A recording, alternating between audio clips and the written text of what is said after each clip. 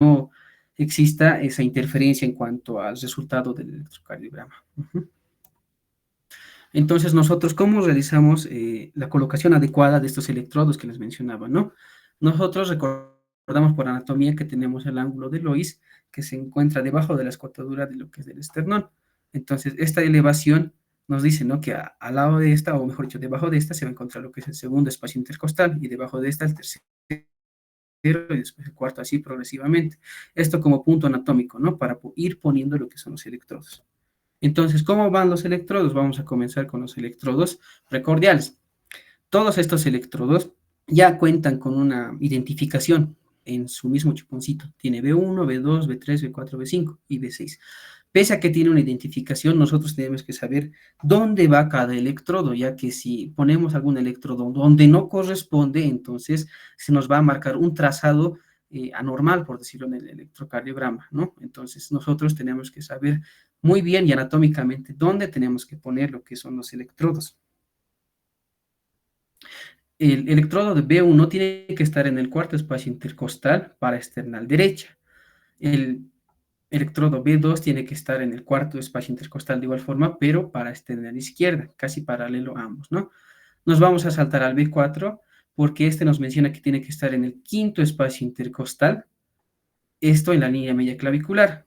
Y la B3 tiene que encontrarse entre B2 y B4. ¿Qué quiere decir? Un punto medio entre ambos electrodos, ya que este no tiene un punto anatómico como tal, por decirlo, para ponerlo. Es por eso que se pone entre ambos. Vamos a pasar al B5, entonces este se pone en línea horizontal al electrodo B4, que quiere decir entre el espacio intercostal quinto, pero horizontal a esta. Entonces esto ya pero en una línea axilar anterior izquierda, ¿no? Casi paralelo a esta. La B6 de igual forma, ¿no? En una línea horizontal a nivel de B4, o sea, que quiere decir que a nivel del quinto espacio intercostal, pero en la línea axilar media izquierda. Entonces, de esta forma podemos poner los electrodos, ¿no? De las derivaciones precordiales. También existe lo que son las pinzas. En un principio les mostré, ¿no? Que había electrodos con sus chuponcitos y las pinzas. Entonces, las pinzas son más fáciles de identificar ya que vienen en colores. Entonces, ¿cómo se pone cada pinza? Se pone en las extremidades superiores e inferiores, pero estos tienen colores representativos que nos permiten poner en el lugar adecuado, por decirlo, porque también de igual forma, si nos colocamos mal lo que son las pinzas al paciente, por decir, el amarillo va a estar en la pierna derecha, el rojo en la pierna izquierda. Al imprimir lo que es la hoja del electrocardiograma, van a ver ustedes trazados que son anormales. Incluso pueden pensar que ese paciente tiene algún tipo de patología, pero que no corresponde. Simplemente el hecho es que no han sido puesto bien lo que son las pinzas y también los electrodos, ¿ya?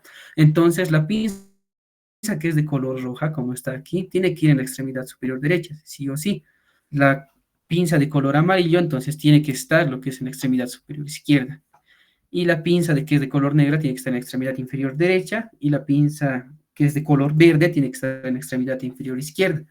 Esto es muy fácil de recordar, ya que tiene colores, como les decía, ¿no? En cambio, lo que son los electrodos, la B1 hasta la B6, algunos sí tienen colores, pero la mayoría solo tienen una numeración. Y como en los hospitales ya están demasiado usados, incluso ya gastaditos, se pierden, ¿no? Es en cuanto a esa numeración que tienes. Por eso que hay que recordarse anatómicamente dónde va cada uno. Bien, continuamos.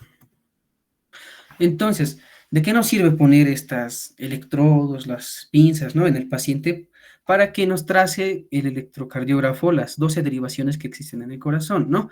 Entonces, entre estas 12 vamos a encontrar 6 derivaciones que van a ser frontales, como también le denomina la literatura, o pueden ser precordiales u horizontales, que de igual forma son 6. De estas también se subdividen en bipolares y unipolares. Estas derivaciones van a ser las bipolares D1, D2 y D3. Y las unipolares van a ser ABR, ABL y ABF. Mientras que en las derivaciones precordiales u horizontales van a ser todas unipolares, que en cambio, ¿no? En las frontales se dividen en dos, unipolares y bipolares. Las unipolares de las derivaciones precordiales van a ser de la B1 hasta la B6. Entonces, poner correctamente estos electrodos y las pinzas en el paciente nos va a permitir que el electrocardiógrafo trace de forma adecuada todas estas derivaciones que posteriormente nosotros vamos a ir interpretando para ver cómo está la actividad eléctrica del corazón, para así permitirnos realizar un diagnóstico adecuado del paciente.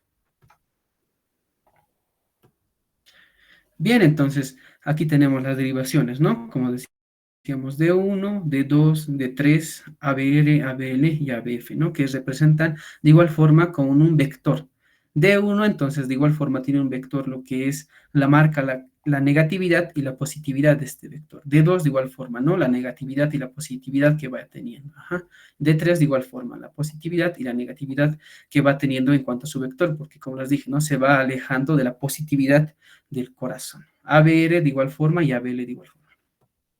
Entonces ya vamos a pasar a lo que es el papel especial que tiene el electrocardiógrafo, ¿no? No es un papel en blanco que nosotros mismos vamos a ir trazando en el electrocardiograma, no. El papel del electrocardiógrafo ya es especializado, tiene que ser sí o sí milimetrado para que el trazo sea correcto y nosotros podamos leer este electrocardiograma y también a la vez podemos interpretar y sacar un diagnóstico de nuestro paciente. Entonces, en el papel del electrocardiograma existen dos líneas que tienen que recordarse muy bien. Una línea horizontal que va a demarcar lo que es el tiempo o la duración y una línea vertical que demarca lo que es el voltaje de cualquier onda que vayamos a marcar o vayamos a ver en el electrocardiograma, ¿no? O también lo denominan un eje X o un eje Y, ¿no? Entonces, estos ejes, tanto la X como la Y, en el electrocardiograma, este es el papel milimetrado que nosotros vamos a ir evidenciando, ¿no? En el electrocardiógrafo. Por ende, entonces, esto, todo tiene un significado. La línea horizontal, como dijimos, no va a marcar el tiempo, la línea vertical, lo que es el voltaje. Entonces, al tener el papel milimetrado, el electrocardiógrafo, cada cuadrito pequeño, eso también tiene que quedar claro, en segundos va a valer 0,04 segundos. Y en cuanto a la línea vertical, cada cuadrito hacia arriba va a equivaler a 0 milivoltios o como también lo denominan, un milímetro. Entonces, a partir de estos puntos, nosotros podemos ir identificando cada onda o segmento que nos trace el electrocardiógrafo, podemos ir demarcando cuánto dura, cuánto es su voltaje, si está alterado, si está bien, si está mal, está muy corto o demás. Entonces, estos puntos y estos valores normales tenemos que ir aprendiéndonos de poco a poco.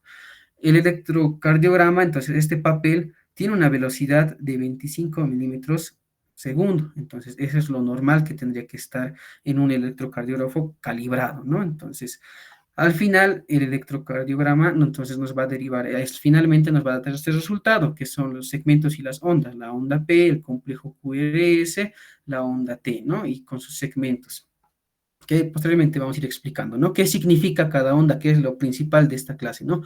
¿Qué significado tiene cada onda, cada segmento, ¿no? ¿Qué representa en el corazón? Entonces, aquí tenemos una gráfica más representativa de qué nos sirve, ¿no? O sea, qué significa cada onda. Entonces, aquí tenemos el papel milimetrado, ya le hemos puesto los electrodos, las pinzas al paciente, empieza a dibujar lo que es el electrocardiógrafo. Aquí una línea horizontal, una línea de base, y a nivel de las aurículas derechas, entonces, ¿qué existe en la aurícula derecha? Lo que es el nódulo sinusal, el marcapasos natural del corazón, empieza a mandar su estímulo eléctrico primero a toda la aurícula derecha, y esto va a empezar a dibujar lo que es la onda P, un segmento de la onda P, vale decir, la mitad de esta onda. Posteriormente, esta actividad eléctrica va a ir pasando a la aurícula izquierda. Esta entonces se va a ir despolarizando posteriormente y va a demarcar la otra continuación de la onda P. Entonces, la onda P representa lo que es la despolarización de las aurículas, ajá, tanto derecha como izquierda. Entonces, eso quiere decir que esta despolarización genera en las aurículas derecha la contracción de ambas aurículas, tanto derecha como izquierda. Y aquí ya la tenemos en la tercera gráfica totalmente despolarizada ambas aurículas. Entonces, esto ya genera lo que es en el electrocardiograma esa onda representativa que la denominamos onda P, que significa contracción auricular, tanto derecha como izquierda. Bien, entonces, como este estímulo eléctrico no se queda ahí, entonces del nódulo sinusal va a ir al nodo atrioventricular, el electrocardiógrafo va a seguir demarcando, pero como ven, ya existe una pequeña deflexión negativa, vale decir, la onda P se mantiene en esa línea basal después de terminar, ¿no? Entonces va a seguir dibujando hasta que de la parte de las aurículas llegue a la parte ventricular a través del haz de His. Entonces, ese segmento plano que pueden ver aquí, ¿no ve? Es el tiempo que le da de transmisión, lo que es la actividad eléctrica de las aurículas al ventrículo para que exista ese proceso de contracción.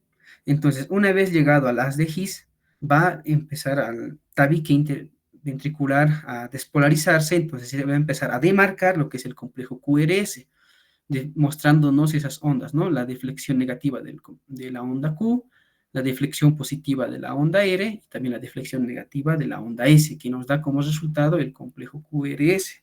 Y este complejo QRS, ¿qué representa en el electrocardiograma? El inicio de la contracción ventricular.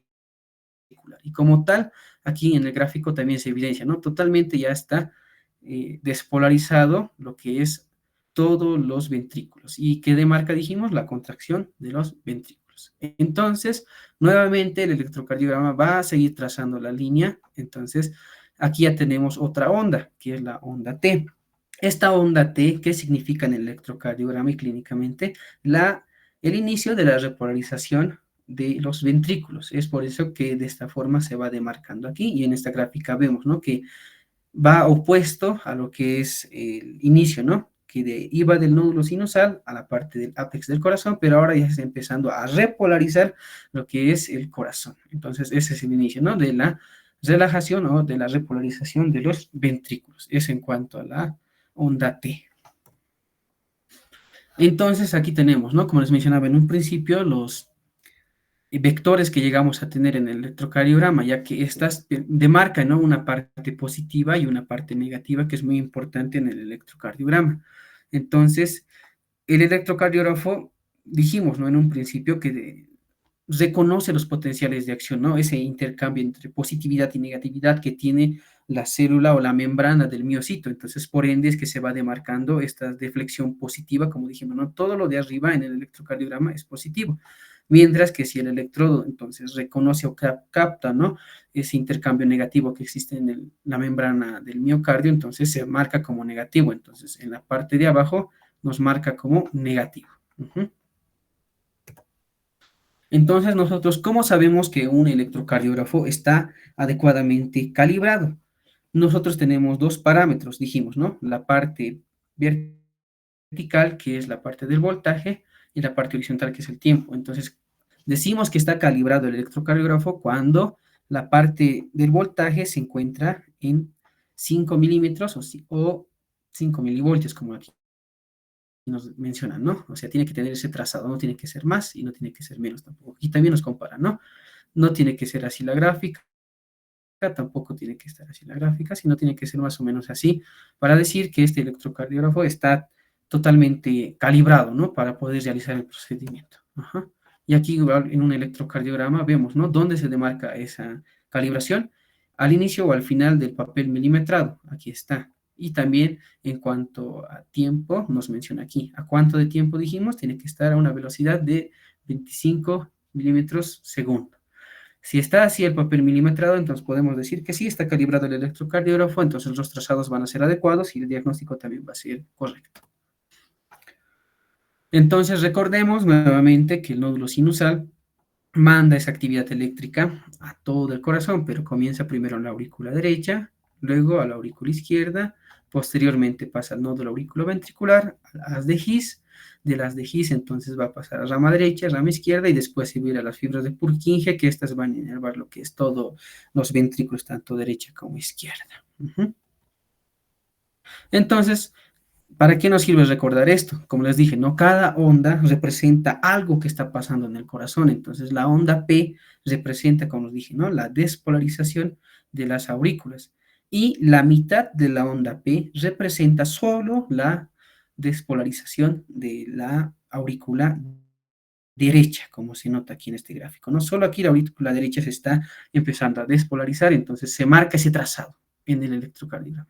En cambio, cuando todo la aurícula derecha ya ha sido totalmente despolarizada, entonces el estímulo recién pasa a la aurícula izquierda, que posteriormente nos va a demarcar la otra mitad de la onda P. Entonces, por eso que es importante saber este potencial de acción, cómo va lo que es la actividad eléctrica y qué significa cada onda o qué representa cada onda del electrocardiograma en el corazón, porque recordemos que al final el electrocardiograma nos dice cómo está el corazón.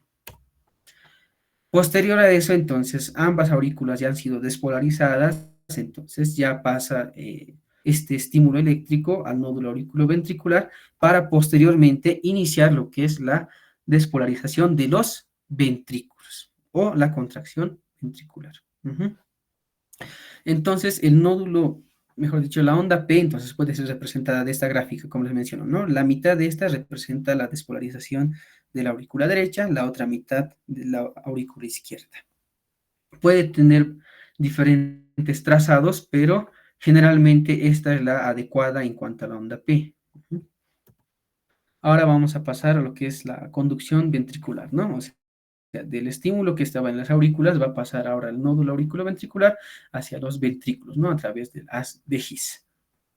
Entonces, aquí, una vez que el estímulo ya llegó al tabique interventricular a través de las de His, entonces empieza ya a demarcarse lo que es estas ondas, o también denominado el complejo QRS, que va a representar nada más que la despolarización de los ventrículos o también la contracción ventricular. Entonces, tenemos tres tipos de ondas en este complejo QRS, la onda Q, que tiene una deflexión negativa, la onda R que tiene una deflexión positiva y la onda S que también de igual forma tiene una deflexión negativa. Entonces, este es el patrón habitual que tendría que tener el complejo QRS que nos demarca, como aquí bien está en la gráfica, la despolarización ventricular y también la contracción como tal. Entonces, eso representa el complejo QRS en el electrocardiograma sobre el corazón. Eso nos dice qué está pasando.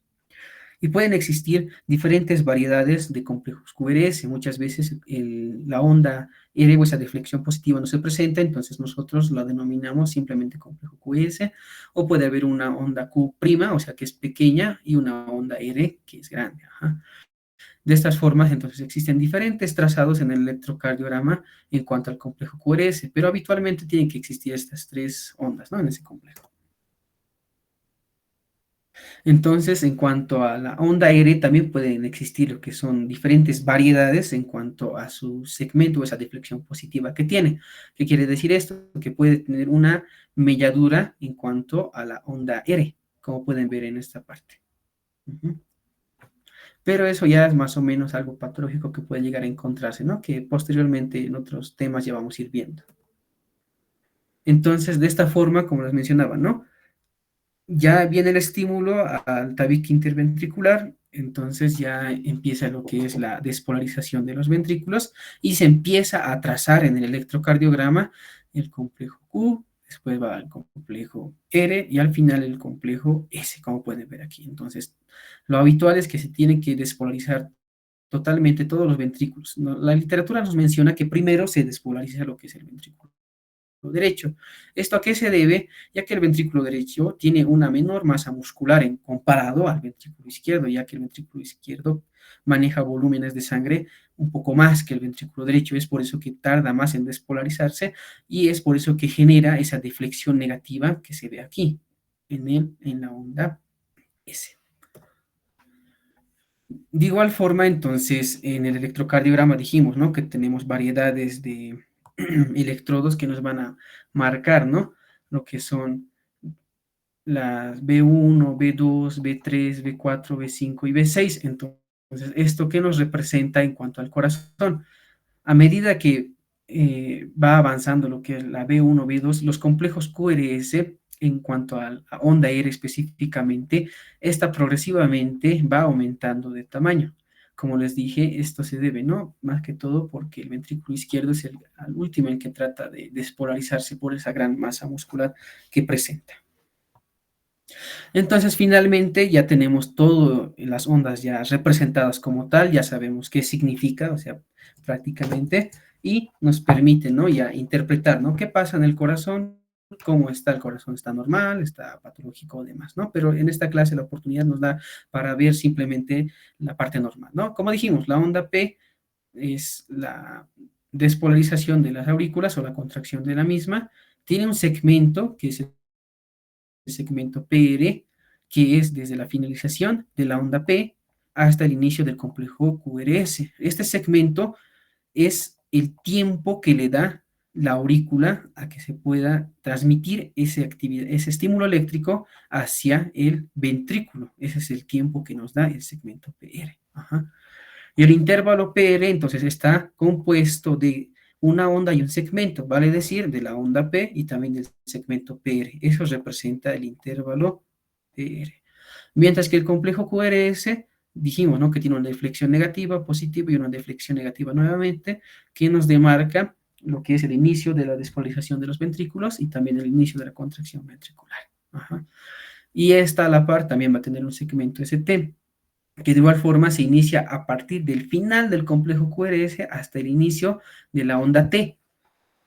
Y la onda T dijimos que va a representar lo que es el inicio de la repolarización ventricular. Entonces, esta tiene una rama ascendente que es rápida, casi uniforme, pero que tiene una rama descendente que no es uniforme. O sea, esto no tiene que ser igual, tanto la rama descendente como la descendente, como la onda P, sino es más o menos asimétrico la onda T normal que tendría que tener, que nos demarca la repolarización de los ventrículos. En caso que si estuviera simétrico la onda T fuera picuda, ¿no? Como en alguna literatura hemos leído, entonces ya nos demarcaría algún tipo de alteración patológica que existe en el corazón.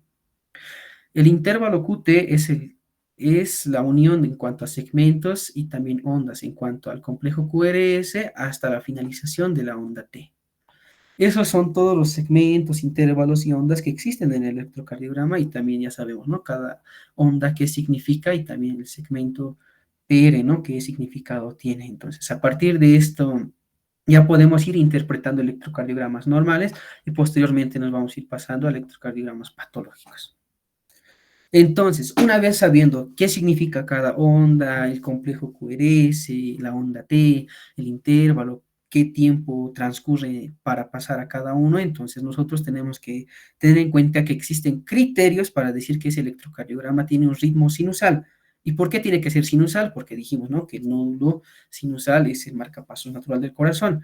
Si no tiene estos criterios su electrocardiograma, considérenlo que este no tiene un ritmo sinusal, que es algo patológico que puede llegar a pasar. Entonces, ¿cuáles son estos criterios? Que la onda P sí o sí tiene que anteceder al complejo QRS. ¿Qué quiere decir esto? Que la onda P tiene que estar trazada antes que el complejo QRS, ya que la onda P es la primera onda que se representa en el electrocardiograma, ya que el estímulo eléctrico primero se genera en las aurículas. Muy bien.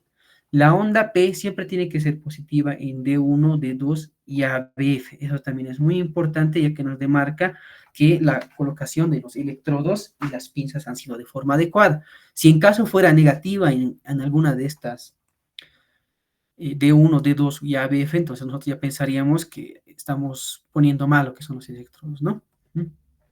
La onda P es igual, es muy importante en cuanto a los criterios de ritmo sinusal. La onda P sí o sí tiene que ser negativa en ABR. ¿Esto por qué? Porque en los vectores que mencionábamos en un principio, el ABR como tal se va alejando de la positividad en cuanto del corazón. Es por eso que el trazo en el ABR tiene que ser sí o sí negativo. Si en caso fuera ABR positivo, o sea, la onda P, entonces nosotros ya pensaríamos que estamos poniendo mal, de igual forma los electrodos. El intervalo PR tiene que ser constante, como se demarca aquí. Aquí está la onda P, el complejo QRS, entonces tiene que ser sí o sí constante y tiene que encontrarse en un valor normal de 0,12 segundos hasta 0,20 segundos. Eso es lo normal que tendríamos que encontrar en un electrocardiograma normal. Como se ve aquí, tenemos la onda P que antecede a todos los complejos QRS, como también tenemos el intervalo PR que es constante en cada uno y también tiene una duración de 0,12 segundos. Ahora, en cuanto al electrocardiograma, también tenemos que aprender a cómo sacar lo que es la frecuencia cardíaca normal de un paciente en el electrocardiograma. Entonces, para esto hay varios métodos. Entonces, en esta ocasión vamos a ver dos métodos que existen para sacar la frecuencia cardíaca del electrocardiograma. En ritmo sinusal, en este caso vamos a hablar dos de ritmo sinusal, o ritmo irregular o irregular. Primero vamos a comenzar con la frecuencia cardíaca regular. Podemos utilizar el método de los 300. ¿Cómo es este método de los 300? En el electrocardiograma vamos a ver que los complejos QRS, más que todo la onda R, sí o sí tiene que caer en una línea vertical que hemos mencionado en un principio, ¿no? Es por eso que solo se usa este método en ritmos regulares, no en ritmos irregulares. Entonces, entre R y R tenemos que empezar a contar los cuadritos grandes y esta la vamos a dividir entre 300. En este caso, en este ejemplo, tenemos 5 cuadritos grandes que están entre estos ondas R que caen sobre la línea. Entonces, nosotros la dividimos entre 300 y decimos, ¿no? Este electrocardiograma del paciente, su frecuencia cardíaca es de 60 latidos por minuto. Otro ejemplo tenemos del mismo método de los 300. Entonces, aquí de igual forma, ¿no? La onda R tiene que caer sí o sí en una línea vertical y contamos los cuadros grandes, ¿no? Aquí en este caso tenemos 3 y lo dividimos entre 300, nos sale 100 latidos por minuto que tiene el paciente en su electrocardiograma.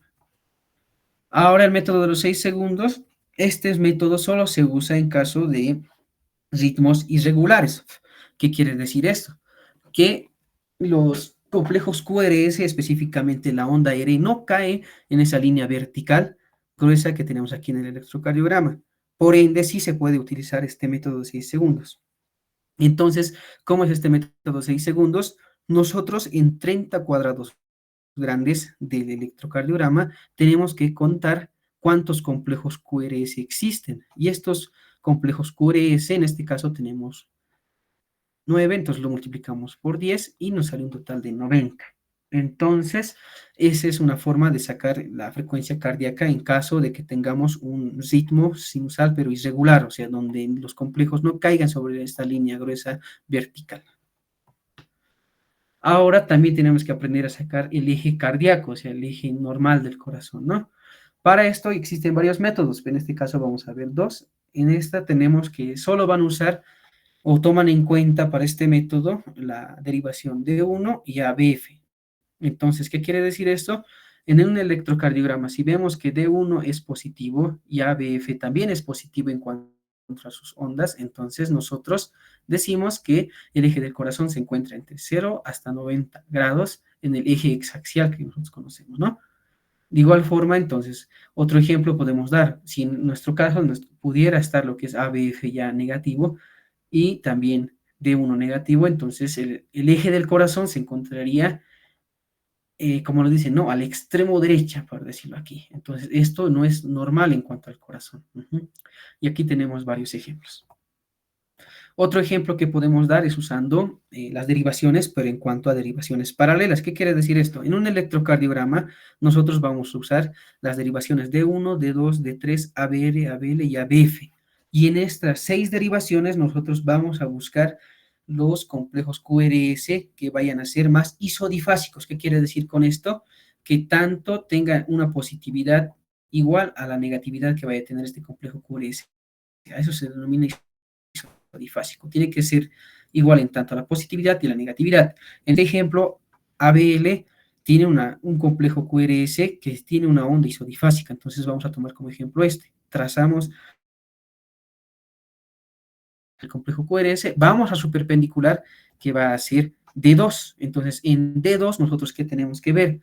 Los complejos QRS tenemos que revisar. En este caso, la derivación D2, los complejos QRS, son más positivos que las reflexiones negativas, si se darán cuenta aquí, ¿no? La onda R es más positivo que el Q o que la S. Entonces, por ende, decimos que la D2 es positiva. Entonces, nosotros nos vamos al eje exaxial del electrocardiograma y trazamos, ¿no? Lo que es la línea en D2, entonces por ende decimos que el eje eléctrico del corazón se va a encontrar en 60 grados y eso es lo normal que tendría que encontrar, ¿no? El eje del corazón. Entonces, realizando otros ejemplos de igual forma, ustedes pueden sacar este complejo QRS isodifásica, si se encuentra entonces en D2, entonces van a su paralela que sería ABL, si es ABR, entonces se van a D3, si es D1, entonces ABF, de igual forma, entonces pueden hacer, ¿no?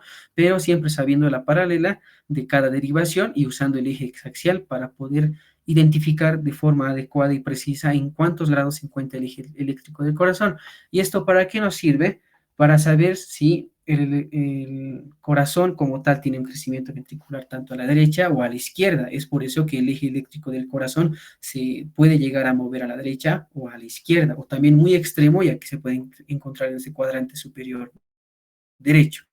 Raros casos hay, pero tal vez sí se puede encontrar. Es por eso que es importante saber estos dos métodos, ¿no? El primero, que es usando D1 y ABF, simplemente esas dos derivaciones, o este método con los complejos QRS isodifásicos, ¿no?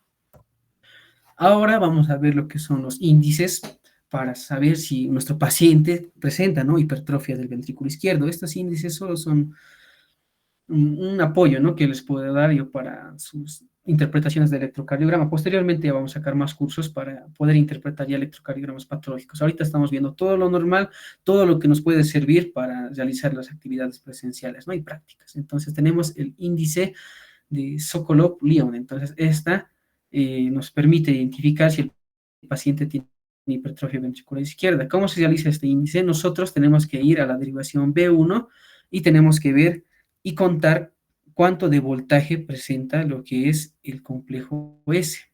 En este caso, entonces tiene 25 milímetros y tenemos que sumarlo, esto bien en la derivación B5 o B6, tenemos que sumar o contar cuánto de voltaje tiene la onda R, como pueden ver aquí, ¿no? En una tiene 12, en una tiene 10. Entonces, se suma ambos derivaciones, tanto B1 o B5 o B6, entonces nosotros nos va a dar el resultado. Si la suma de estos dos derivaciones nos sale que es mayor a 3.5 milivoltios o 35 milímetros, nosotros decimos que sí, el paciente es positivo para que tenga, ¿no?, una hipertrofia del ventrículo izquierdo. Otro tipo de índice que existe es el de Cornell. Entonces, este de igual forma nos menciona, ¿no?, que tenemos que medir el voltaje de la onda R, pero en ABL, y lo sumamos esto a la onda S en la derivación B3. En caso, digamos, que en varones salga mayor a 28 milímetros y en mujeres mayor a 20 milímetros, entonces lo consideramos como positivo para que el paciente o la paciente, consideramos, ¿no?, que tenga hipertrofia del ventrículo izquierdo. Entonces, esa sería la clase de hoy, ¿no?, de interpretación y lectura del electrocardiograma básica. Entonces, gracias por la atención. Presto sus preguntas.